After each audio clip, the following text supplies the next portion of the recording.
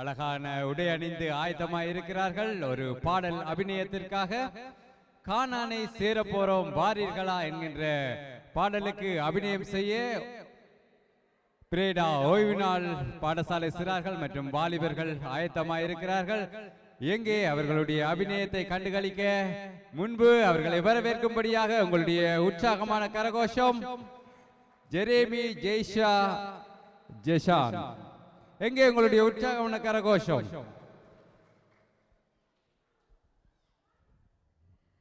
Canaan is a place of rest.